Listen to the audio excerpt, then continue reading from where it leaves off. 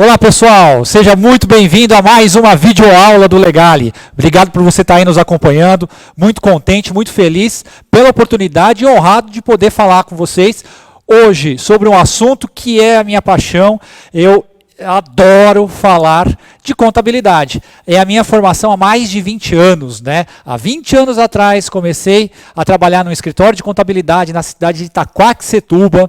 Depois fiz o curso técnico em contabilidade, consegui o meu registro, porque à época conseguia, né? A gente podia, era permitido a habilitação profissional como técnico em contabilidade.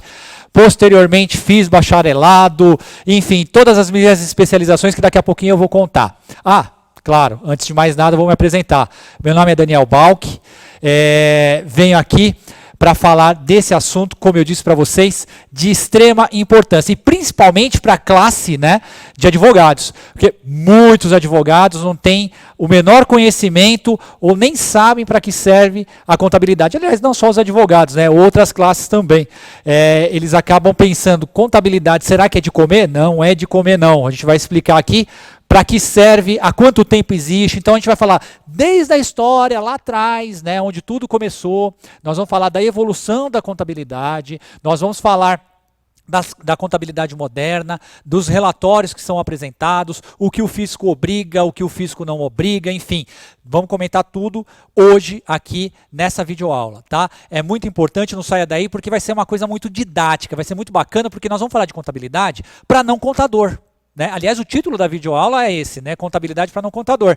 E por que tem esse título? Porque nós vamos falar de uma forma bem simples, bem tranquila, né? Para que vocês possam entender e entrar nesse universo da contabilidade. E aí, obviamente, posteriormente, a gente vem com outras videoaulas, né, com um enfoque um pouquinho mais avançado, né, e para vocês entenderem essa evolução e aí, enfim, montar peças contábeis, entre outras coisas. Se vocês estiverem interessados, tá, ao fim dessa videoaula, procure a Secretaria do Legale, que a gente vai disponibilizar outras videoaulas, outros cursos, enfim, o Legale entrando no mundo contábil. Como eu disse, eu vou me apresentar. Galera, meu nome é Daniel Balck, sou contador com especialização em auditoria e MBA em gestão de risco e compliance pela FECAP, Fundação Escola de Comércio Álvares Penteado. Além disso, sou técnico em transações imobiliárias, formado pelo EBRAE do Sindicato dos Corretores de Imóveis do Estado de São Paulo. Eu tenho experiência na área de gestão de risco, governança corporativa, auditoria interna e compliance, auditoria contábil e operacional. Hoje eu sou o diretor de uma empresa com 3 segmentos, na área de consultoria, na área de contabilidade e na área imobiliária também. Como eu disse, há 20 anos atuo na área contábil e a partir desse momento vou introduzir vocês na área, na vida contábil, e espero que vocês gostem e também multipliquem isso, compartilhem nas redes sociais, enfim. Isso vai ser muito bacana e uma matéria super importante. Vamos lá? Começando. Bem, para a gente desvendar esse universo da contabilidade, a gente precisa dizer o que é a contabilidade. Vocês devem estar se perguntando aí o que é contabilidade, e é muito difícil a gente poder, em palavras, né, expressar todo o universo contábil. Afinal de contas, a contabilidade é um universo muito grande, muito grande. Ele abrange várias áreas da empresa, né? Não é só o famoso débito e crédito, que alguns já devem ter escutado. Não é só isso, não. É muito mais do que isso. É uma ferramenta poderosa, poderosíssima, não só de controle, mas também para que nós tenhamos dentro das empresas uma gestão eficiente e eficaz. Bom, eu tenho aqui um contexto, né, contextualizando a contabilidade. É a ciência que tem por objetivo o estudo das variações quantitativas e qualitativas ocorridas no patrimônio, o conjunto de bens, direitos e obrigações das entidades, qualquer pessoa física ou jurídica que possua um patrimônio. Então, vamos lá, galera. Seguinte, vou até colocar aqui, ó, na lousa, tá? É um conjunto que tem por objetivo, né, ou seja, através de uma técnica, o objetivo de mensurar e controlar bens, direitos e obrigações de forma qualitativa e de forma quantitativa. Então, essas informações, elas serão buscadas e tratadas com qualidade e também não vamos esquecer da quantidade. Isso é muito importante, tá? Não se esqueçam. A contabilidade, ela não é só feita para pessoa jurídica, para empresa. Lembrem-se, pessoa física somos nós, né? Seres humanos, pessoas contribuintes, né, que pagam imposto de renda. Pessoa jurídica, tá? São as empresas, né? Possuem o Cadastro Nacional de Pessoa Jurídica. Pessoa física CPF, pessoa jurídica CNPJ. A contabilidade, ela não é só para controlar o patrimônio das pessoas jurídicas das empresas, mas também é utilizado, as suas técnicas, né, são utilizadas para controlar as pessoas físicas, né, o patrimônio das pessoas físicas também. Nós fazemos contabilidade dentro de casa. Sim, nós fazemos. A partir do momento que você, se for assalariado, recebe o teu salário, marca lá, né, na agendazinha, todas as contas que você tem que pagar, né? Então você recebe lá um X mil reais lá por mês. E aí você vai lá, ó, eu tenho que pagar a compra do supermercado, conta de luz, água, telefone, entre outros, né? Isso já é o princípio da contabilidade, tá? Então você já está fazendo, né, o tratamento dessas informações de forma qualitativa e quantitativa. É claro que essa técnica é uma técnica muito simplória. Obviamente, nós vamos verificar aqui que existem técnicas muito mais apuradas hoje para o tratamento dessas informações. Porém, entretanto, lá no passado, bem no passado, nós vamos verificar que tudo se iniciou dessa forma. O ser humano viu a necessidade, né, de se controlar, né, de se verificar a entrada e saída, né, não só de bens e direitos, mas também o cumprimento das obrigações, ou seja, os pagamentos, não é isso?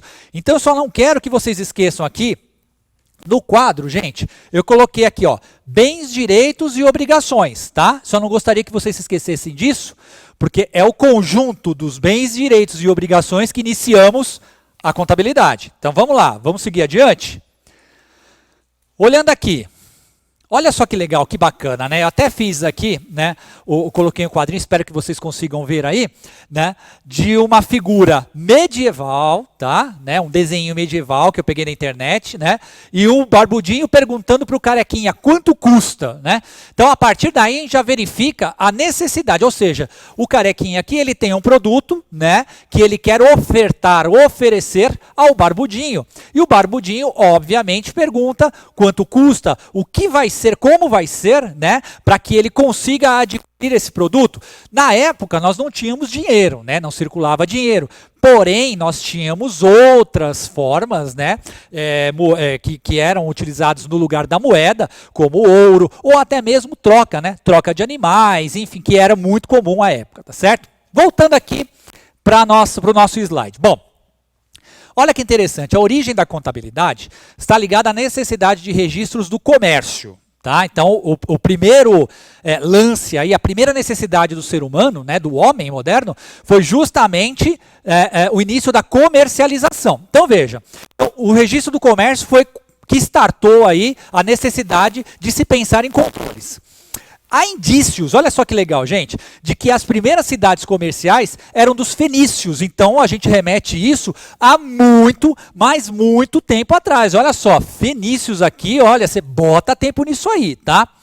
A prática do comércio não era exclusiva destes, sendo exercida nas primeiras cidades da antiguidade. Então, lá atrás, bem lá atrás, surgiu os primeiros registros contábeis. E era muito interessante, porque naquela época, né, não tinha, obviamente, como hoje, papel, caneta ou mesmo um computador com sistema. Mas eles tinham algumas técnicas, e aí a gente passa para o próximo slide aqui, que é bem interessante, porque nós vamos falar, até peguei também uma figura, né, ilustrativa aqui, da Babilônia, né? E a gente tem registros da Babilônia antiga, olha que legal, a Babilônia, para quem não sabe, até é bíblico, né, cita-se, né, a Babilônia na Bíblia, era um povo que se conquistava, né, que conquistava outros povos, né? Eles eram conhecidos por invadir outros povos, né, enfim, e conquistar as suas riquezas através dessas invasões. Pois bem, eles também tinham a necessidade, obviamente, de controlar, né, todo o ouro que pegava das outras civilizações que eles invadiam, animais, entre outras coisas. E se verificou que nessa história eles tinham tabuinhas de barro. Olha só que interessante, gente. Com essas tábuas de barro, eles acabavam anotando todos os controles de entrada e saída, claro, de uma forma muito rudimentar, mas todas as entradas e saídas, né, de patrimônio que tinha, né, no Império. Isso é muito interessante. Aí, olha só que legal. Eles eram um povo, para a época, né, eles eram um povo bastante desenvolvido, né? E aí a atividade de troca e venda dos comerciantes, né, semíticos requeria o acompanhamento, aí voltando, né, o povo semítico, requeria o acompanhamento das variações de seus bens, quando cada transação era efetuada. As trocas de bens e serviços eram seguidas de simples registros ou relatórios sobre o fato. Mas as cobranças de impostos na Babilônia, a gente já está falando da Babilônia, já se faziam com escritas, embora rudimentares, como eu disse a vocês. O escriba egípcio contabilizou os negócios efetuados pelo governo de seu país no ano de 2000. Olha só que legal, gente, 2000 antes de Cristo. Nós temos registros contábeis há 2000 anos antes da era cristã. Isso é muito interessante, muito bacana. E o legal, o Império Babilônico, ele era tão avançado à época que ele cobrava impostos, ou seja, ele já tinha uma sistemática, né, os governantes tinham uma sistemática para manter o Estado, né, para manter o rei, enfim, o imperador, então eles mantinham o sistema tributário. Com esse sistema tributário, mais ainda se criou a necessidade de uma contabilidade mais apurada. Muito legal isso, né? Continuando. Para quem achou que a contabilidade aconteceu no ano passado, olha só. Idade Média, olha só que bacana. Na Idade Média, ó, no período medieval, diversas inovações na contabilidade foram introduzidas por governos locais e pela igreja. Mas é somente na Itália que surge o termo contabilità. Então o termo contabilità, tá certo? Surgiu na Itália no período medieval. E o mais interessante, se vocês notarem aqui, os governos, né, que faziam os cálculos contábeis, principalmente pela cobrança de impostos, mas começou a igreja, à época, né, começou também a utilizar de artifícios, né, de técnicas contábeis para a contabilização dos seus dízimos, enfim, de todas as arrecadações que a igreja fazia à época. Isso é muito interessante, porque quando a igreja começa a fazer uso, a prática da contabilidade que os governos, né, os reinos já faziam, né, ela começa a ficar mais avançada ainda. É bem interessante. Tanto é que nós vamos ver logo aqui na frente, tá, que a metodologia que é utilizada até hoje, tá, para o lançamento contábil, foi justamente inventado, foi justamente feito, né, por um frade. É isso mesmo, foi feito por um frade ligado à Igreja Católica. Vamos lá, continuando. Olha só, tá bem legal, não tá? Podemos resumir, olha só, isso é bacana. Ó, podemos resumir a evolução da ciência contábil, né, da seguinte forma. Então nós temos 3 núcleos aí que a gente pode dizer. Ó, contabilidade do mundo antigo, contabilidade do mundo moderno, tá certo? E a contabilidade do mundo científico. Então a gente tem essas 3 vertentes, né? Essas 3 separações aqui para melhor qualificar, né, a evolução contábil. Então, falando da contabilidade do mundo antigo, período que se inicia com as primeiras civilizações, como nós falamos, né, e vai até 1202 da era cristã. Olha que bacana. Quando apareceu o Liber Abaci, da autoria Leonardo Fibonacci e Pisano, tá certo? Então essa foi a primeira obra, vamos dizer assim, literária, né, que dizia que se tratava, né, que tratava da contabilidade dos registros, enfim, que aconteciam à época. Depois a contabilidade do mundo medieval, período que vai de 1202 da era cristã até 1494, quando apareceu Tratatus de Computis et Scriptus, contabilidade por partidas dobradas. Isso que eu gostaria de tratar com vocês. Olha, contabilidade por método de partidas dobradas de Frei Luca Pacioli, tá? Olha só a publicação, 1494. Então, um artigo, gente, que bacana. Luca Pacioli, tá? Que ele é um frei, né? Publicou em 1494 um artigo sobre partidas dobradas. Vocês sabem o que significa isso? Significa que o método das partidas dobradas, criado por Luca Pacioli em 1494, é utilizado até hoje. Foi ele, ligado à Igreja Católica, tá, que formou ao método das partidas dobradas. O método das partidas dobradas consiste nada mais, nada menos do que você fazer a apuração por débito e crédito. O que ele descobriu à época? E aí foi a matéria, né? Foi o motivo da matéria dele. Para cada débito, existe um crédito com o mesmo valor correspondente. Sempre será assim. Então, para que você faça o controle contábil, sempre pense que para cada débito existe um crédito com valor correspondente. Aí você, no conforto do seu lar, que está me assistindo, ou então no seu trabalho, enfim, você deve estar se perguntando, esse professor está falando para cada débito existe um crédito com valor correspondente, mas, poxa vida, débito bancário, crédito, eu não estou entendendo. Olha, a metodologia utilizada na contabilidade não é a mesma metodologia que é utilizada e que você está habituado, tá, no seu extrato bancário. Débito, no caso do banco, significa que está saindo dinheiro, tá certo? Sai dinheiro da sua conta. Crédito, está entrando dinheiro na sua conta. Quando nós falamos débito e crédito contábil, nem sempre significa isso. Nem sempre significa que débito sai e crédito entra. Pode ser o contrário, dependendo de como vai ser feita a operação. E aí eu vou te dar um exemplozinho só para vocês entenderem melhor isso que eu estou dizendo.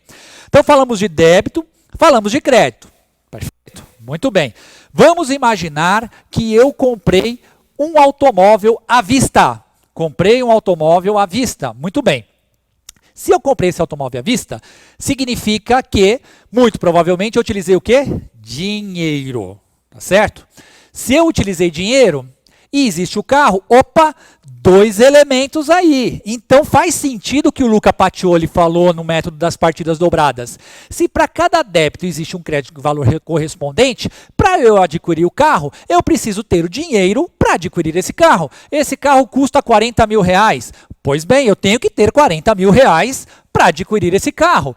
Ah, mas, até apertei aqui, desculpem, deixa eu voltar aqui um pouquinho, que eu apertei demais. Mas, só para vocês entenderem. E, professor, se eu não tiver dinheiro, né, o que acontece? Porque nós estamos falando aqui que você está falando que tem o carro, vai comprar com dinheiro. E se eu não tiver dinheiro? Bom, então você, a partir daí, vai adquirir uma dívida. Se você adquirir uma dívida, também tem dois elementos. O carro e a dívida que você adquiriu. Ou seja, a Bíblia, a prestação, né, o carnê normalmente de 60 parcelas. Dois elementos envolvidos que também devem ser contabilizados. Pois bem, voltando aqui, olha, débito então e crédito. O que eu vou debitar e o que eu vou acreditar? Nesse caso, esse débito aqui, tá? Eu vou contabilizar o carro, o veículo. E aqui eu vou creditar o dinheiro, ou normalmente o caixa, né? A gente, na contabilidade, a gente faz, né, a mensuração de dinheiro através de uma conta chamada conta caixa, tá certo? Aí vocês estão verificando aqui, o débito é de algo que está entrando e o débito bancário é de algo que está saindo. Que loucura! Mas o débito na contabilidade nem sempre significa que está saindo. Pode ser que ele esteja entrando, né? Um patrimônio, um bem que entre para você, que você esteja adquirindo. Isso aqui, gente, isso aqui é só para vocês terem uma noção da diferença entre débito e crédito bancário e débito e crédito contábil. Mas ao longo, né, daqui dessas aulas, a gente vai tratar um pouquinho melhor, mais profundamente, né, com relação a como é que eu fiz isso aqui, como é que eu cheguei no débito de carro e crédito de caixa. Então fiquem tranquilos, fiquem calmos. E obviamente, nas próximas aulas, nós vamos falar de metodologia mais avançada, tá certo? Para que vocês consigam mensurar, né, o que vai a débito e o que vai a crédito dentro de um controle contábil, tá certo? Vamos lá. Então a gente falou de Luca Pacioli, 1494, né? Enfatizando sempre que a teoria contábil do débito e crédito, tá certo? Vem dessa época. Vamos falar da contabilidade do mundo moderno. Na contabilidade do mundo moderno, período que vai de 1494 até 1840, com o aparecimento da obra La Contabilità Applicata alle Amministrazioni Private e Pubbliche, da autoria de Francesco Villa, premiada pelo governo da Áustria, obra marcante na história, né, da contabilidade. Então é uma obra muito interessante que trata da aplicação da contabilidade. Então é o primeiro, né, registro, vamos dizer assim, da aplicação da contabilidade na administração. Olha que bacana. Então já naquela época se preocupava não só, obviamente, em fazer os registros do que acontecia, né, naquele momento, se eu estou comprando, se eu estou vendendo, enfim, mas como aquilo se aplicaria na administração do patrimônio, né? Então, o que dessa venda se resultaria, né? E a partir daí, como ficaria, né? O que aconteceria, né? Então essa obra foi bastante importante, surgindo também na Itália, né? E foi muito importante porque a partir daí começou-se a se preocupar como, né, a partir das origens de registros contábeis, como isso, né, iria se encaixar na administração. E não só na administração privada, também na administração pública. Então, os governos começaram também a se utilizar de técnicas, tá, para fazer os controles. A princípio, os controles que eles queriam fazer eram controles tributários, né, controles de arrecadação, né, de impostos. E, posteriormente, também controle patrimonial público, tá certo? Bom, dando sequência aqui, a gente chega na contabilidade do mundo científico, né, que é nosso período agora, né? Se inicia em 1840 e vem evoluindo até hoje. E é interessante tratar da contabilidade do mundo científico, porque começa a partir daí, em 1840, né, de uma forma bem assim, engatinhando, mas principalmente após o período de 1950, 1960, né, onde o nome, né, contador é adotado, porque até então se falava, principalmente aqui no Brasil, né, se falava guarda-livros, né, e aí começaram a surgir efetivamente as escolas de contabilidade, porque antes disso eram escolas de comércio, né, que se tratava. Então o contador era guarda-livro e o curso de ciências contábeis, né, era o curso de comércio, era a escola de comércio. Por isso que a FECAP, que eu sou alvarista, né, sou formado na FECAP, é Fundação Escola de Comércio, né, porque o início lá atrás, em 1902, quando ela foi fundada, tratava-se, né, ciências contábeis, tratava-se como escola de comércio. A partir dos anos 50, 60, começou a mudar então a nomenclatura. Houve também a lei de 1945 que regulamentou a profissão contábil, né, do contador, e aí começou-se a dar um enfoque um pouco mais diferenciado. Inclusive, né, tratando de formas, os contadores, né, como pesquisadores, né, e não só operadores, né, da contabilidade, mas também pesquisadores, né, formadores de opinião científica, que fazem com que se verifique novas práticas, né, que melhorem o controle e a eficiência, né, de gestão, aliando aí a contabilidade junto com a administração, seja da empresa, seja da iniciativa do poder público, da iniciativa privada ou do poder público. Bom, falamos até aqui, galera, da história da contabilidade, né? Então, bacana, eu espero ter surpreendido vocês com essas informações que trouxe, né? Porque é muito bacana, eu gosto, assim, eu falo de contabilidade com ânimo, com uma, sabe, porque é algo que me motiva, né? Como eu disse, são 20 anos, né, de profissão, e eu me sinto muito à vontade, muito feliz de falar, né? Infelizmente algumas pessoas falam, mas o contador vai acabar, agora vai ter um sistema ultramoderno aí que vai fazer a contabilização e aquela coisa toda. Aliás, não só contador, né, mas se fala que vai acabar com várias profissões aí, até advogado diz que vai acabar, não vai precisar mais, né? Engenheiro, enfim, que as máquinas vão fazer, a revolução das máquinas, né? Balela.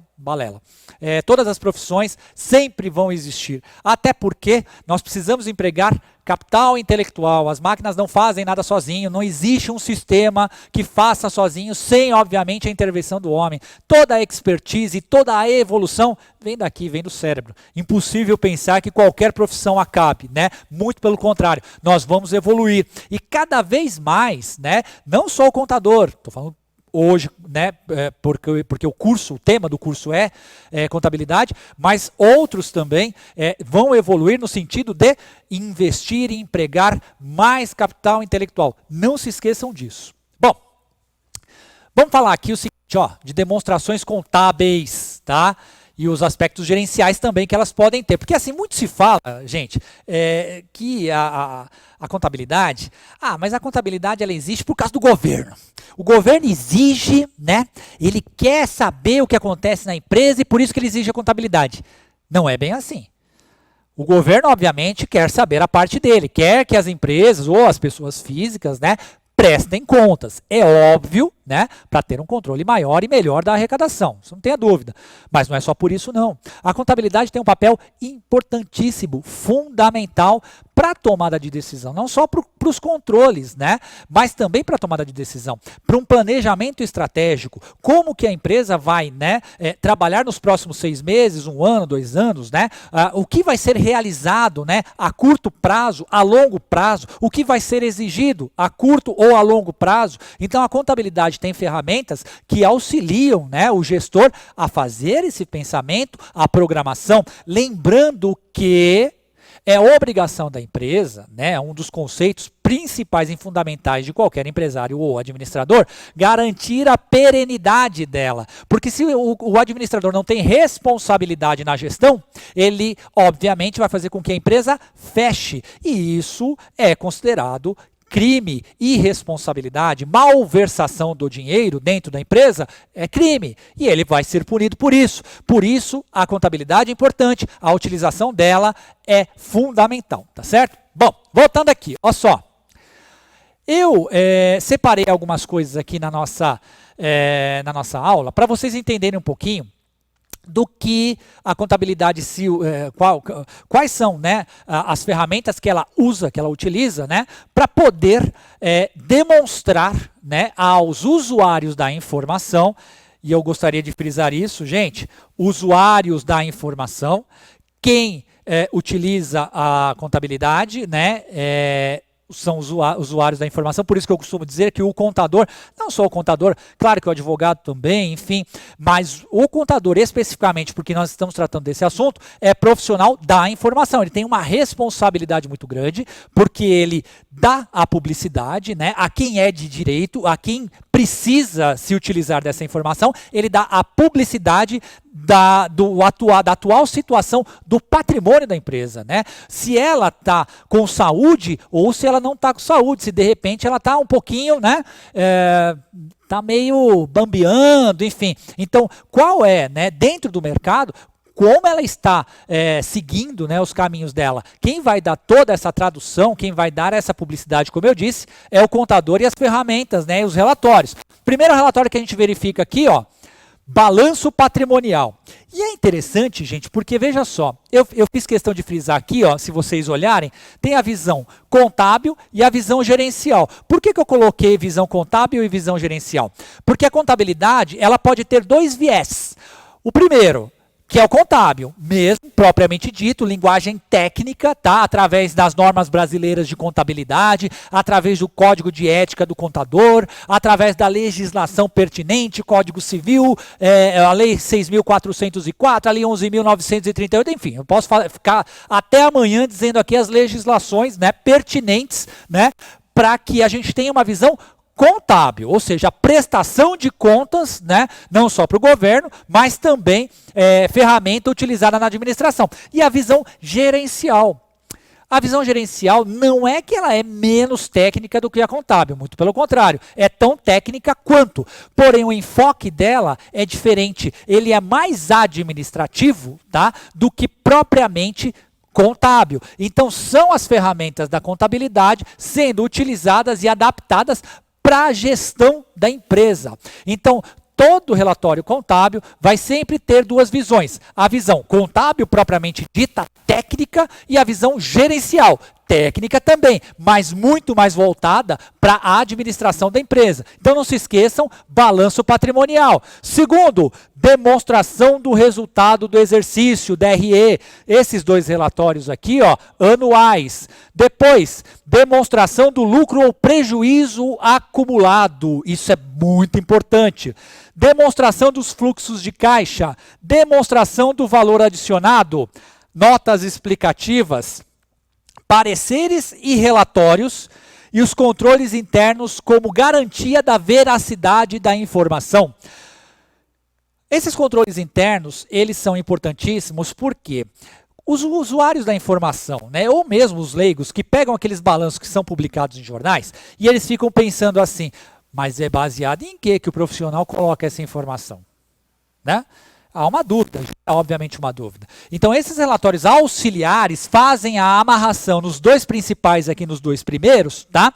Justamente para dar lisura à informação que a empresa está prestando, tá? À população e ao governo. Então tanto os pareceres quanto as notas explicativas e os controles internos são ferramentas para fiscalizar a confecção e como foi lançado o balanço patrimonial e a demonstração de resultado. E, claro, empresas que investem em bolsa de valores, que chamamos de capital aberto, além de tudo isso, também tem que passar anualmente pela auditoria contábil. Isso é obrigatório, né? A CVM, né, obriga as empresas a passarem pela auditoria. Então, terem pareceres de auditores atestando todos, né, os movimentos contábeis que foi feito, tá bom? Continuando, o que os tópicos anteriores podem ter em comum e que serve como elemento primordial? Bom, os acontecimentos ocorridos em uma empresa geram informação. E olha só que legal, cada informação que gera, né, ela vai ter um reflexo no patrimônio, fundamentalmente, não tem jeito, né? Ela tem um fato administrativo, que é comprar, vender, pagar ou receber. E o que não tem, né, reflexo no patrimônio é um ato administrativo. Contratar, demitir e visitar clientes. O que significa isso? E é importante que vocês tenham noção da diferença entre ato e fato contábil. Ato e fato. Olha só. Quando nós falamos de fato, reflete no patrimônio. Então, o fato é algo relevante que eu preciso registrar na contabilidade.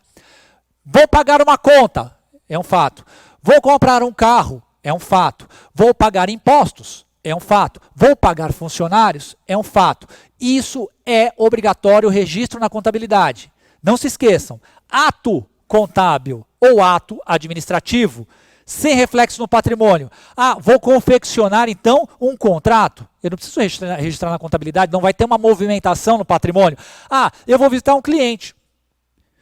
Então, o que não vai gerar algo econômico, né, ou que vai modificar o patrimônio, não precisa ser registrado na contabilidade, mas vai ser registrado, obviamente, senhores, em outros departamentos a quem é de direito. O contrato, por exemplo, no departamento jurídico. Então, é um ato e não um fato. Só se registra na contabilidade fato. Ficou claro? Continuando. Quando a gente fala da informação, né, as características do fato administrativo, ou seja, quando a gente fala fato administrativo, aquilo que vai gerar, né,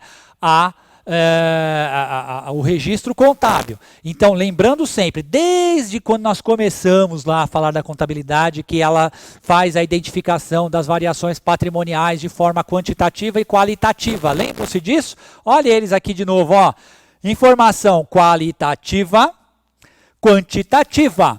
Então, todo fato, vocês vão reparar que quando ele é gerado, vai ter quantidade e vai ter qualidade. Qualidade para gerar o fato, quantidade para registrar o valor. Sistemas de informação. Os sistemas de informação são baseados na contabilidade em coleta, registro, confirmação, consolidação e análise. Senhores, coleta, busco o documento. Depois, registro. Faço o registro no livro, né? No livro diário, enfim, no documento contábil.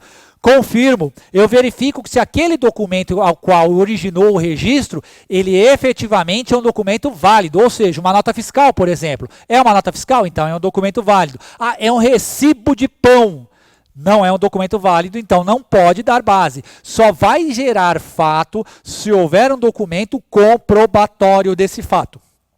Depois, a consolidação, ou seja, a juntada dessas informações para a feitura dos relatórios. E a gente junta tudo isso aí para saber, basicamente, se a empresa teve lucro ou prejuízo. E A análise ela é importante para se verificar se todo esse processo foi feito de forma correta. Informações para quem? Bom, basicamente eu disse para vocês que as informações eram utilizadas, né, para o usuário. Muito bem, quem são esses usuários aqui? Ó, proprietários, fornecedores, governo, bancos, investidores, clientes, sindicatos, outras pessoas que se sintam, né, interessadas, né, pela informação que a empresa ora está dando. Quem pode ser outras pessoas, professor? É simples. Se a empresa investe na Bolsa, por exemplo, né, ela coloca a disponibilização, ações na Bolsa de Valores, eu, se sou investidor e comprei ações dessa empresa, também sou usuário da informação e eu vou querer saber o que é que está acontecendo. Tá bom? Continuando. A empresa precisa de um sistema de informações que seja aceito por todos os usuários dessa informação. Como esses usuários pertencem a uma célula social, a própria sociedade determina os padrões desse sistema, através de normas, leis, regulamentos. Código Comercial, Código Civil, Código Tributário, Lei das SAs. Esse sistema de informações válido para toda a sociedade daqui a pouco eu falo, mas antes de eu falar o que só não se esqueçam também de uma coisa que eu gostaria de frisar e deixar claro para vocês, e vou anotar, ó, IFRS, tá?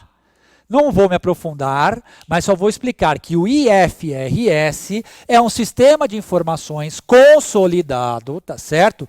Que em todos os lugares do planeta, exceto nos Estados Unidos, né, existem, e é uma formação, tá, dessas informações contábeis, que se eu estiver no Brasil e faço a formatação através do IFRS, os relatórios voltados ao IFRS, se uma empresa ou um usuário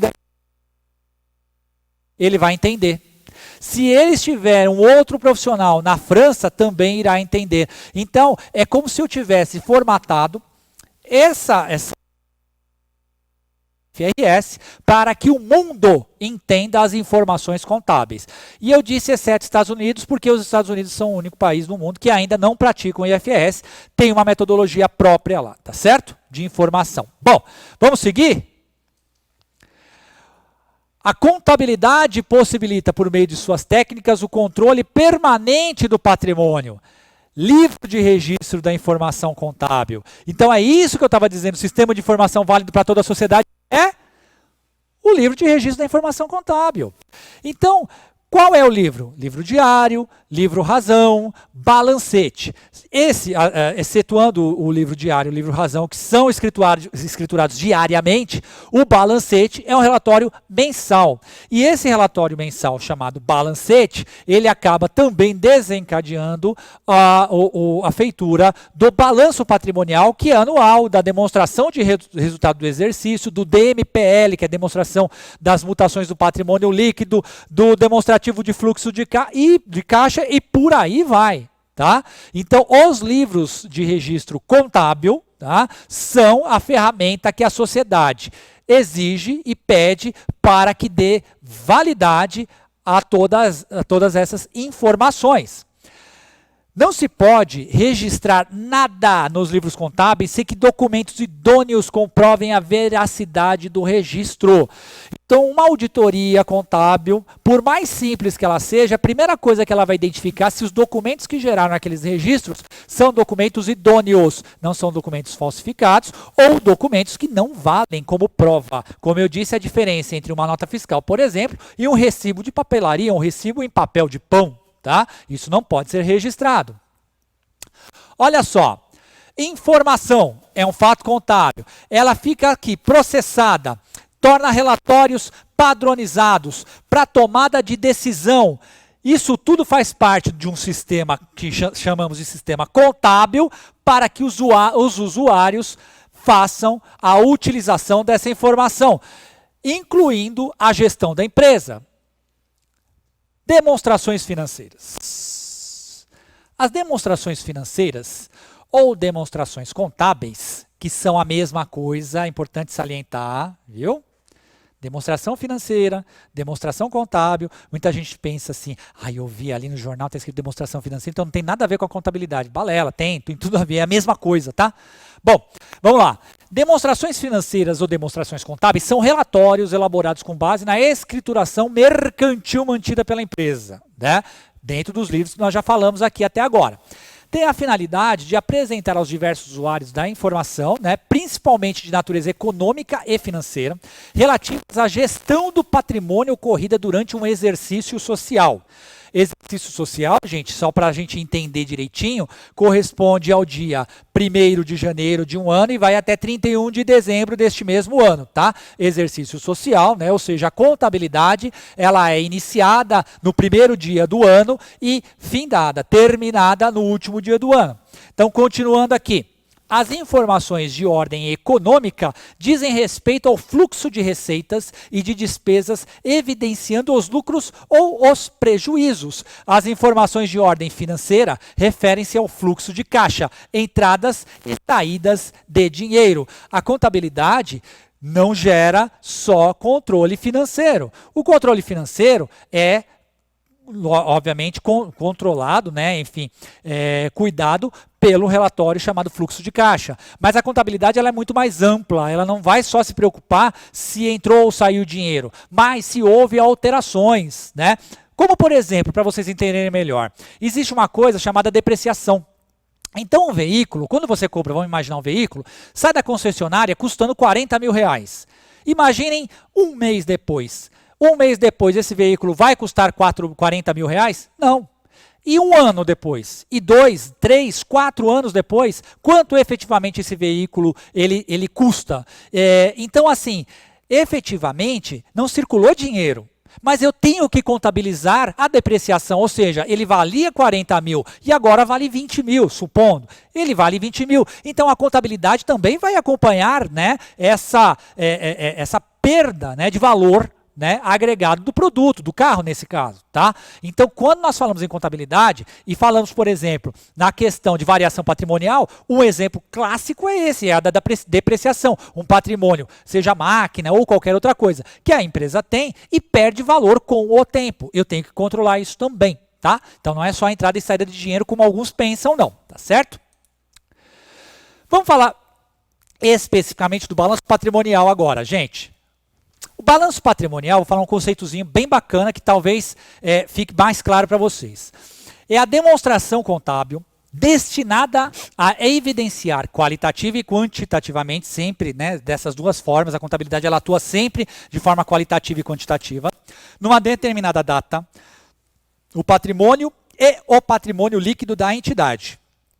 Tá? Então ele vai fazer essa verificação e evidenciar essa evolução, né, quantitativa e qualitativa. Deve compreender todos os bens, direitos, tanto tangíveis, materiais, como intangíveis e imateriais, as obrigações e o patrimônio líquido da entidade. Senhores, lembra que eu pedi para vocês logo no comecinho não esquecerem do que eu anotei aqui na lousa, né? Olha só, eu disse bens, direitos e obrigações. Lembram? E aqui o balanço patrimonial está falando justamente disso.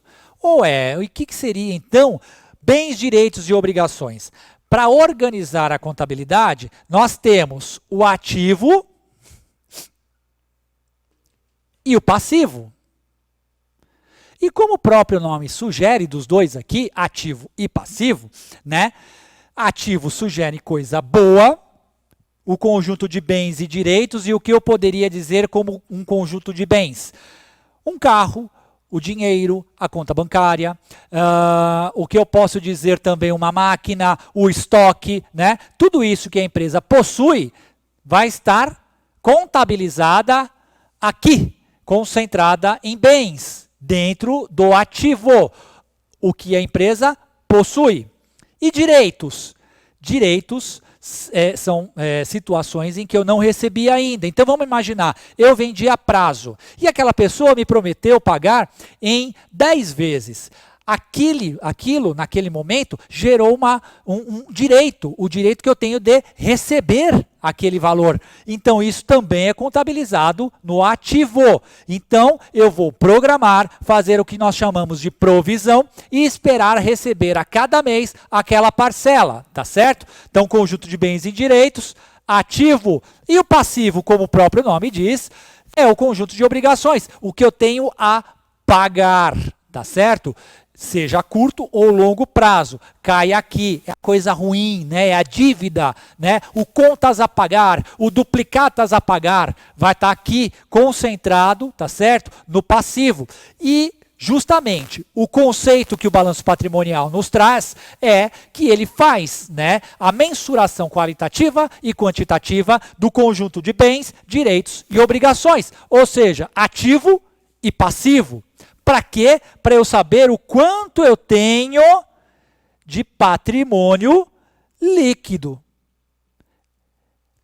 É por isso que existe o balanço patrimonial. E a partir daí eu consigo mensurar e consigo avaliar se a empresa teve lucro ou prejuízo. Essa é a função, né? No fringir dos ovos. Claro, não é só isso, mas o principal objetivo é avaliar, né, a saúde financeira, a saúde patrimonial da empresa, tá certo?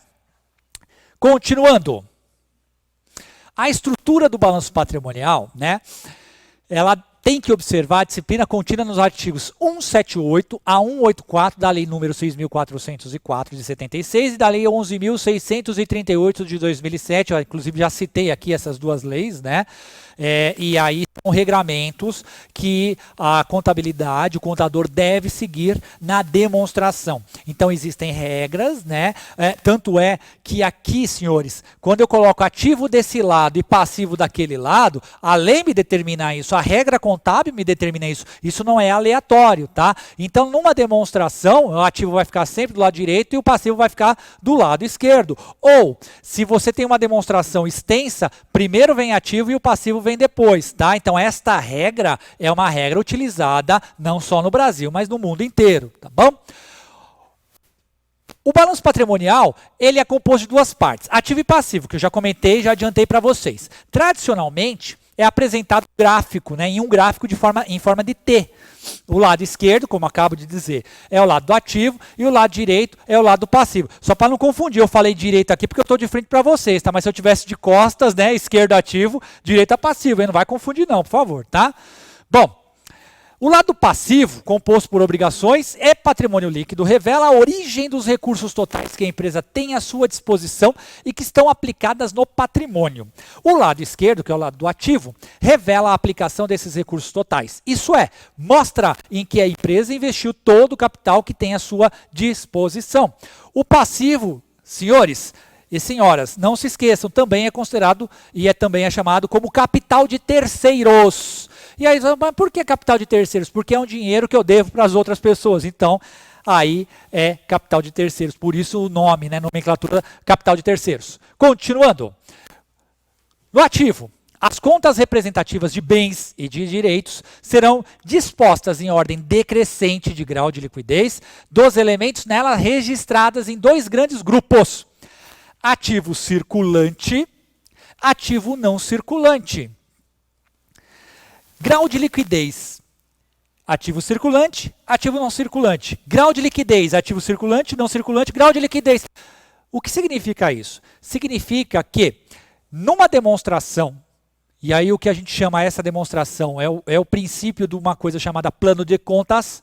O plano de contas é um relatório na contabilidade, tá, que demonstram o ativo, o passivo, a disposição das contas no ativo, no passivo, despesas e receitas, tá? E ela é organizada de acordo com a liquidez dela. Quando a gente fala em ativo circulante, significa que são contas com poder de liquidez alto. O que é um poder de liquidez alto? Significa que, como por exemplo, dinheiro, eu realizo ele de forma rápida. Uma conta bancária, eu faço uma transferência de uma forma rápida. E o não circulante? O automóvel, voltando a dizer, né, como exemplo, eu não tenho como vender ele rápido. Então, precisa um processo, uma documentação. Então, ele entra no não circulante porque a liquidez dele é pequena. A liquidez do dinheiro é mais alta, mais rápida. E aí, como eu disse, o grau de liquidez é maior ou menor no prazo, né, ou menor prazo, no qual bens e direitos podem ser transformados em dinheiro, que foi o que eu acabei de dizer. Então, se eu tenho dinheiro na mão, ele está realizado ali. Agora, o carro eu tenho que realizar ainda. E o imóvel, então, quanto tempo demora para eu realizar, né? Ou seja, ter a liquidez daquele imóvel? Então, obviamente, ele vai ser classificado, né, de acordo com a liquidez dele, certo? O circulante, composto de bens e direitos, como a gente já falou, que estão em frequente circulação no patrimônio. São os valores já realizados ou que serão realizados até o término do exercício social subsequente, tá? Então, é importante dizer que esses valores sempre serão ou, né, terem a circulação dentro do ano ou no mais tardar no ano subsequente. O não circulante ele é feito, né, ele é completo. Vou receber nos próximos anos, tá? Investimentos, imobilizado e intangível.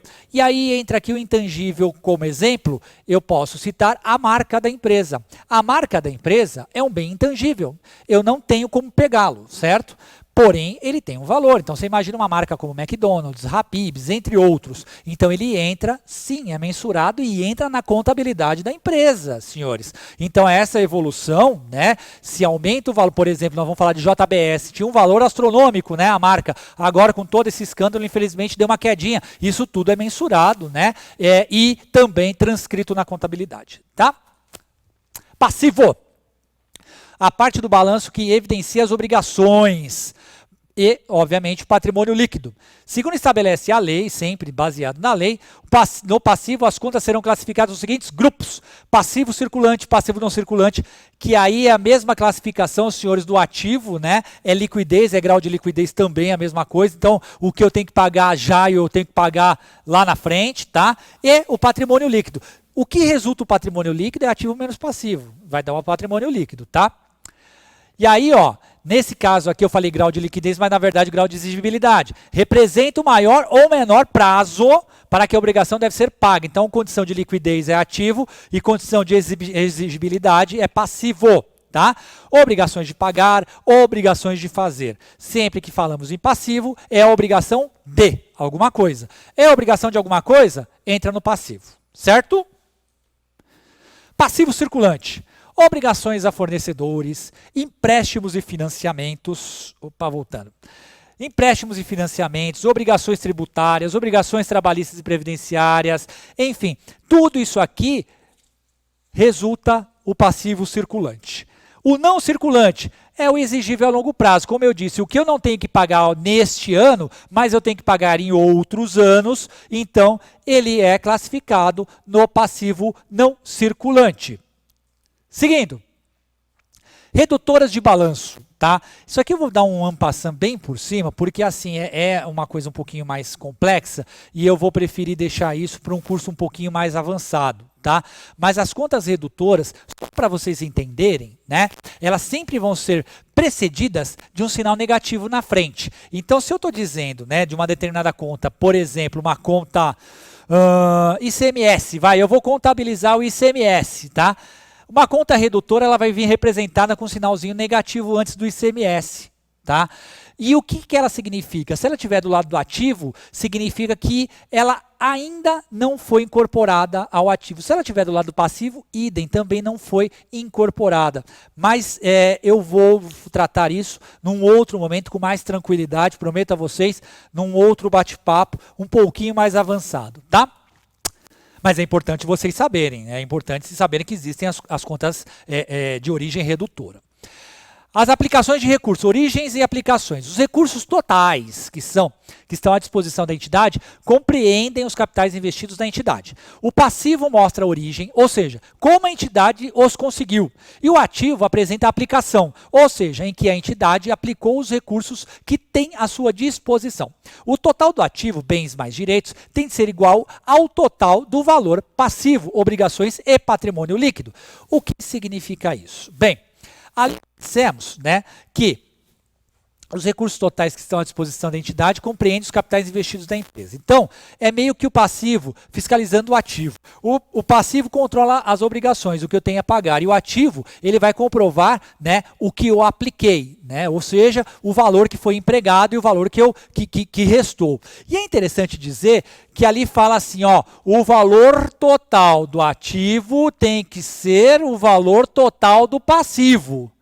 Numa demonstração contábil, se eu imaginar que eu fechei o total do ativo em R$1 milhão, qual vai ser o valor do passivo? R$1 milhão, tem que ser. Tem que bater. Aí você vai me falar, professor, o senhor está maluco? Como é que o passivo tem que bater com o ativo? Ué, se eu estou dizendo para vocês que o método de contabilização é o método das partidas dobradas, que para cada débito existe um crédito com valor correspondente, se ao final da contabilização, no balanço patrimonial, senhores, não estou dizendo nas contas de resultado que a gente vai falar daqui a pouquinho, mas no balanço patrimonial, o valor do ativo não bater com o passivo, significa que vocês erraram em algum momento. A forma de nós atestarmos que a contabilidade foi feita de uma forma correta, sem erros, né, de escrituração, é quando bate aqui ativo com passivo. Lembrem-se, para cada débito existe um crédito com valor correspondente. Então, o valor do ativo tem que bater com o valor do passivo. O valor do carro, quando você compra em dinheiro, o valor do carro é 40 mil. Olha aqui, ó. Carro, débito, 40 mil. Quanto que eu paguei em dinheiro, caixa para o carro? 40 mil. Então, se eu for demonstrar isso no ativo e no passivo, tem que dar 1.000 e 1.000. Tem que dar 40 mil, 40 mil. Entenderam? Certo? Então, essa é a sistemática da contabilidade. Continuando. O enfoque gerencial do balanço patrimonial é uma demonstração que fornece informações a respeito do patrimônio da entidade. Informações estas que podem interessar aos diversos usuários, sempre lembrando ativo igual a passivo, tá? O valor na hora da contabilização tem que bater. Usuários internos e usuários externos, eles se utilizam das informações do balanço patrimonial. Os internos são os funcionários, os diretores, os gestores da empresa, tá? Caso o usuário seja um exímio conhecedor das técnicas contábeis, torna-se muito abrangente o seu poder de conclusão. No entanto, para o administrador, o proprietário, o diretor, enfim, as demais pessoas que não sejam especialistas em contabilidade também podem fazer uso do balanço patrimonial e tomar decisões a partir desta demonstração. É sabido, senhores, que os gerentes bancários, eles utilizam, tá, através de técnicas e de contas, né, e coeficientes, que a gente chama coeficiente de liquidez ou de endividamento, para verificar a saúde financeira da empresa, tá? Então, cuidado, o balanço tem critério e depois a sua avaliação, a sua análise, né, também é criteriosa e também tem técnica, tá? Para saber se aquilo está correto ou não.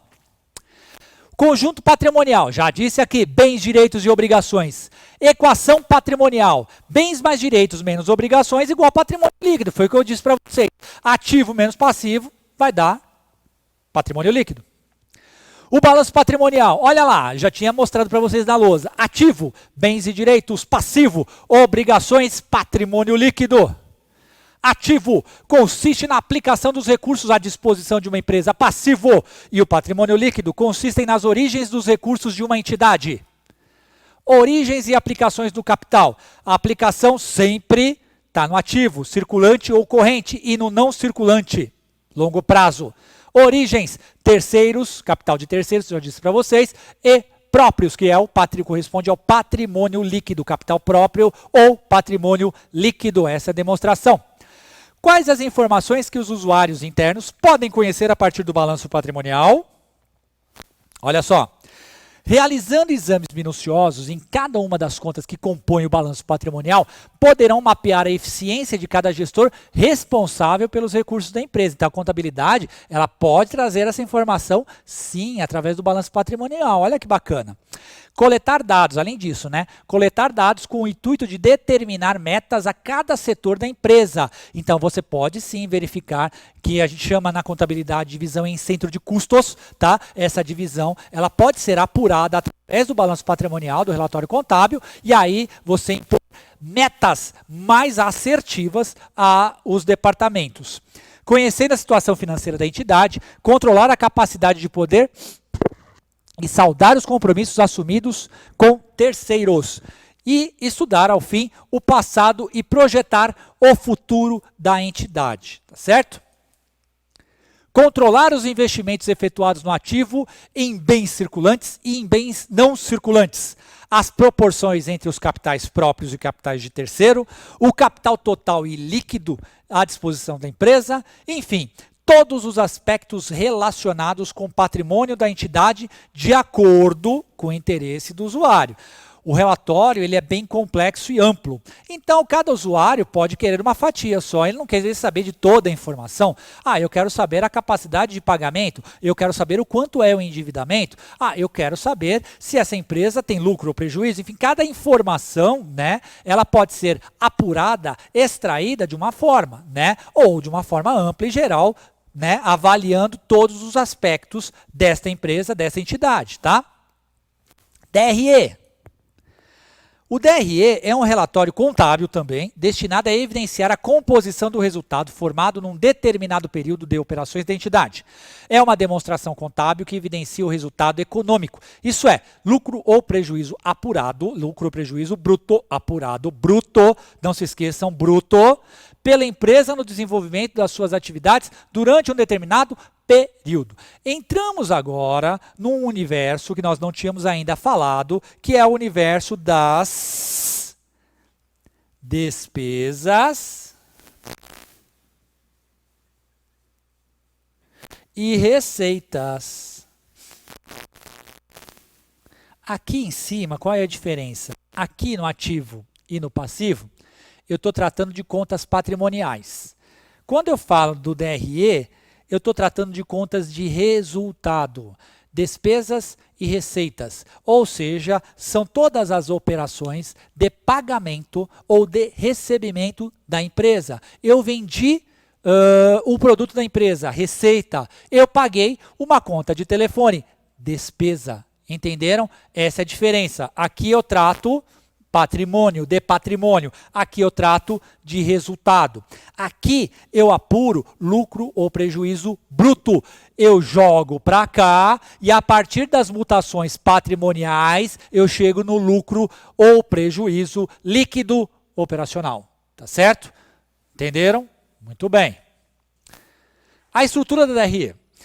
Receita bruta das vendas e serviços, né? Porque pode ser uma empresa de serviços, as deduções das vendas, os abatimentos, os impostos, a receita líquida das vendas e serviços, o custo da mercadoria de serviços vendidos, o lucro bruto, as despesas com as vendas, as despesas financeiras deduzidas das receitas, lucro ou prejuízo operacional, que foi o que eu disse para vocês. Então, essa é a estrutura de apuração do DRE, demonstração do resultado do exercício, ok? O resultado do exercício antes do imposto sobre a renda e a provisão desse imposto, pagamento de imposto é considerado também despesa, e aí entra no DRE. O CMV, que é o custo das mercadorias vendidas, também entra no DRE, tá? Porque eu tenho um custo, né, operacional para operacionalizar a empresa, né? Esse custo também é contabilizado. O DRE é composto por contas de resultado, que eu já falei para vocês aqui, e também por contas patrimoniais. As contas de resultado que integram o DRE são todas aquelas que representam as despesas e custos e as receitas, observando o princípio da competência. Quando eu falo princípio da competência, eu estou dizendo na realização, o mês de realização. Eu sempre vou por mês para fazer a apuração, tá? Eu respeito a competência. As contas patrimoniais que integram a DRE são aquelas representativas das deduções e das participações no resultado. Normalmente elas integram o DRE no final, quando a gente transforma o lucro ou prejuízo operacional em lucro ou prejuízo final, tá certo? Lucro ou prejuízo líquido. O estudo dos componentes da DRE, receita bruta ou receita bruta de vendas. Neste item deverão figurar os saldos das seguintes contas: venda de mercadorias, atividades de empresas comerciais, vendas de produtos, atividades industriais e receita de serviços, atividades de prestadora de serviços. Deduções e abatimentos. Podemos computar, né, na dedução e abatimento da receita, vendas anuladas, descontos incondicionais concedidos, ICMS, PIS, COFINS, ISS, enfim, isso a gente reduz da venda. E aí chegamos na receita líquida ou receita líquida de vendas. Corresponde ao valor da receita operacional bruta, deduzida as vendas anuladas, os abatimentos sobre as vendas, descontos incondicionais e tudo aí que a gente já falou no passado, né? No slide anterior. Nós chegamos aí então na receita líquida. Custos operacionais. Neste item figuram as seguintes contas, cujos saldos deverão ser subtraídos da receita operacional líquida. O custo das mercadorias vendidas, o CMV que eu falei para vocês, ou o CPV, ou o CSP. Custo das mercadorias vendidas, custo dos produtos vendidos e custo dos serviços prestados. Tá? Então, se eu tenho custo para operacionalizar o meu negócio, eu tenho que deduzir isso, obviamente, das minhas vendas. Não é isso? Para conseguir apurar o lucro. Tá? Porque senão eu troco figurinha. Eu vou pagar para trabalhar? Não, né? Eu não posso pagar para trabalhar. O lucro operacional bruto, que a gente já falou isso, que o DRE apura, corresponde à receita operacional líquida da qual foram deduzidos os custos operacionais. Representa o resultado obtido nas operações, objeto da exploração principal da empresa. Por que eu citei que resulta né, a venda, a receita aqui, né, da exploração principal da empresa? Porque podem ser gerados outras receitas, como, por exemplo, receita financeira. A empresa, ela recebeu atrasado algumas prestações e gerou juros, e ela recebeu esses juros. Então, ela não é uma receita oriunda, né, da atividade principal dela, e sim uma receita financeira. Ou outras, uma receita de aluguel, efetivamente, que ela tem um prédio alugado, né? Então, isso é importante e é segregado no DRE, no relatório. Tá bom? Despesas operacionais, né, são as despesas financeiras, gerais, administrativas, né? As despesas com vendas também entram, né? Englobam tanto os gastos com pessoal, como os demais também necessários ao desenvolvimento das atividades comerciais. Despesas e receitas financeiras, e aí a gente vai aprofundando um pouquinho mais, né? Depois está girando no GC e vocês podem me solicitar, eu envio a apresentação por e-mail, não tem problema nenhum, tá? Mas aqui a gente faz mais um en passant e segrega aqui, separa um pouquinho o que cada despesa, né, significa, né, no caso da despesa financeira, geral, administrativa, e aí se vocês quiserem, eu mando, né, vocês me mandam um e-mailzinho e eu devolvo para vocês com o material, tá? Ou até com alguma dúvida, se vocês quiserem alguma explicação adicional. As outras despesas operacionais, outras receitas operacionais também, né, tudo que está classificado dentro dessas contas. Lucro ou prejuízo operacional, né, que corresponde ao lucro obtido no confronto entre o lucro bruto acrescido das demais receitas operacionais e deduzido das demais despesas operacionais, né? Outras receitas e outras despesas que eu já disse para vocês, né? Quando você fala em outras receitas, pode ser uma receita financeira ou de aluguel, ou pode ser uma despesa financeira também, uma despesa que não corresponde com a atividade fim, tá, da empresa. Lucro ou prejuízo líquido do exercício, que eu já disse a vocês, que é saindo esse lucro bruto daqui, né, passando, né, e levando em consideração a variação patrimonial, eu chego então no lucro ou prejuízo líquido, né, da empresa. A gente tem um modelinho de DRE contábil aqui, eu acho que é importante vocês verificarem, né? Porque aqui vai o valor da receita bruta, depois as deduções e abatimentos que nós dissemos, né? Já tratamos em outros slides, né? A gente aqui vai dar a receita líquida, então, ou seja, se eu pego a receita bruta, menos deduções e abatimentos, eu já consigo obter a receita líquida. Olha que interessante, né, a demonstração. Aí depois eu continuo, menos custos fixos, menos lucro bruto, aliás, desculpe, menos custos fixos, eu apuro o lucro bruto, depois das despesas, lucro antes do imposto de renda e da contribuição social. Isso também é levado em consideração ao tributo para eu alcançar o lucro líquido. A gerencial, né, que é um modelo de DRE voltada para a gestão da empresa, então não é um DRE contábil, ela contempla aqui, ó, quase que as mesmas coisas do DRE contábil, mas ela tem um diferencial, que é a margem de contribuição. A margem de contribuição, que também poderemos tratar desse assunto mais para frente, de uma forma mais específica, tá? E aí, como a gente percebe, a DRE contábil consiste em demonstrar em forma dedutiva, né, das receitas os custos integrais fixos, variáveis, diretos e indiretos, e posteriormente as despesas. Ao elaborar uma DRE, deve-se considerar as necessidades de cada usuário, conhecer o resultado de um determinado produto e uma atividade, conhecer o resultado econômico, conhecer o retorno de um determinado recurso aplicado, enfim, essas são as finalidades e por isso que existe a demonstração do resultado do exercício, tá? Vamos falar rapidamente aqui do DLPA, demonstração de lucros ou prejuízos, e do DNPL, que é da demonstração das mutações de patrimônio. O DLPA é um relatório contábil que tem por finalidade evidenciar a destinação do lucro líquido apurado no final de cada exercício. A empresa apurou líquido. Para onde foi esse dinheiro? Tem que constar aqui nesse relatório. Se não constar nesse relatório, esquece. O DMPL, né, é um relatório contábil que visa evidenciar as variações ocorridas em todas as contas que compõem o patrimônio líquido em um determinado período. Então vai segregar todas as contas de patrimônio líquido, né, e aí vai fazer essa demonstração aqui, tá? Na elaboração do DMPL, os dados para essa elaboração são extraídos do livro Razão, que a gente já comentou isso aqui também, né, nessa videoaula, bastando consultar a movimentação ocorrida durante o exercício em cada uma das contas do patrimônio. O DFC, demonstração de fluxo de caixa, que tem por finalidade, né, a demonstração do caixa da empresa, as entradas e saídas financeiras. Basicamente, o DFC é utilizado para entrada e saída financeira, segrega isso do balanço patrimonial, segrega do DRE, né, demonstrando sempre em um único relatório toda a entrada e saída de dinheiro. Demonstração do valor adicionado e as suas notas explicativas e pareceres, né?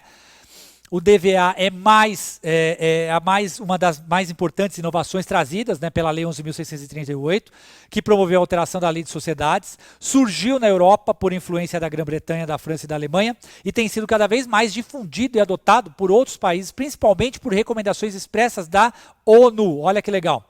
É um relatório contábil que evidencia o quanto de riqueza uma empresa produziu. Isso é, o quanto ela adicionou de valor aos seus fatores de produção e que de forma essa riqueza foi distribuída entre empregados, governo, enfim. Então, tudo que é gerado de riqueza, né, da empresa, nesse relatório, ela se verifica o quão e para onde foi repartido esse valor. É um item bastante interessante e ele é encaixe, né, do balanço social das empresas também. Muitas empresas que investem, né, ou no meio ambiente, ou na responsabilidade social, né, ela acaba trazendo, né, para o DVA e fazendo o link, a conexão, tá? As notas explicativas sempre trazem, né, informações por escrito, né, das evoluções patrimoniais. Então tem um balanço patrimonial, vai vir uma nota explicativa embaixo para determinar, né, ou como foi contabilizado aquele valor, ou para justificar um determinado valor de passivo, enfim, é para isso que serve as notas explicativas.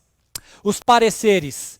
Parecer são os relatórios da diretoria, não existe balanço, né, validado sem o relatório de aprovação da diretoria e do conselho fiscal da companhia. O contador faz a demonstração contábil e os diretores e o conselho fiscal avalizam, para aí sim dar publicidade, né, publicação em jornal e aí oferecer esses relatórios aos usuários da informação. Controles internos, nós tratamos disso aqui também.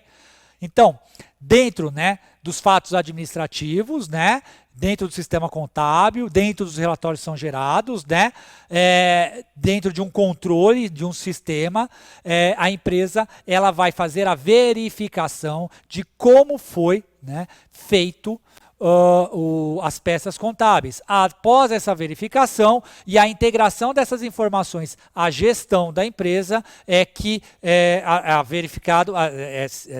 comprovada a veracidade das informações. E quem faz isso são o Departamento de Controles Internos ou de Auditoria Interna. Esses mesmos gestores não executam todas as tarefas oriundas desses fenômenos administrativos. Portanto, delegam a maioria das tarefas a outras pessoas sob sua responsabilidade. Como ter certeza que todos os fatos administrativos estão sendo captados pelo sistema contábil da empresa? Como? Os mecanismos de controle que possibilitem que todos os fatos contábeis sejam registrados corretamente ao sistema.